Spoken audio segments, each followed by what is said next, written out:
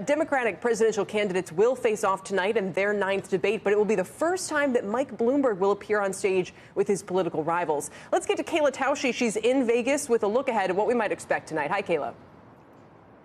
Hi, Kelly. Mayor Bloomberg has not appeared on a single debate stage or a single ballot, but that will change tonight, opening him up to criticism on his ties to Wall Street, his record on stop and frisk, and also his decision to self-fund his campaign, which is already under attack from his competitors, noting that his qualification for this debate only came because the DNC removed a requirement for grassroots donors. Bloomberg is taking no outside donations. He spent about $400 million on advertising, and he'd fund his agenda, he says, with a new financial transaction tax.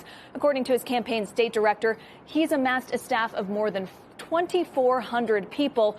The campaign says Sanders and Trump in that arena are the only competitors that are viable. Bloomberg has eclipsed Biden in national polls, rising 5 points in the last month in the latest NBC News Wall Street Journal poll and hitting 19% in the latest PBS Marist poll. All of that is largely coming at the expense of the vice president, Joe Biden. Mayor Pete Buttigieg is up by about 6 percentage points. Klobuchar and Sanders are roughly unchanged. But here in Nevada, a state where Bloomberg will not appear as a choice for caucus goers on Saturday, members of the influential Culinary Union are saying this is their priority. Right now, we focus on the goals, and we work really hard, and we are a committee at the end. Whatever candidate going to get elected, and the Democratic candidate, we going to work hard. We're going to knock in door. Doesn't matter who is, but we want to really defeat Trump.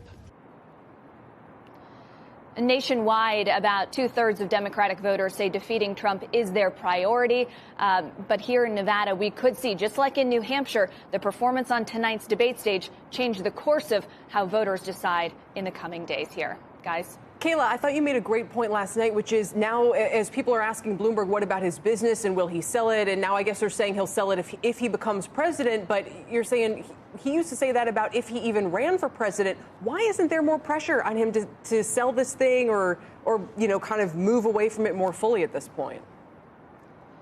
Well, Kelly, Bloomberg told an Iowa radio host last December that he would sell his company, his eponymous media and Wall Street giant, to a buyer if he were to run for president. So I asked that question of a handful of Wall Street sources when he decided to get in the race. And I was told then by people who had spoken with campaign officials and advisors about this very issue that because the company is so big with a valuation in the realm of $50 billion, that any sale would likely trigger antitrust concerns. And there is a worry that under President Trump, the antitrust apparatus could quash that deal and raise even bigger concerns about the viability of that business going forward. And they didn't want to cross that bridge until it was a sure thing that he were in office.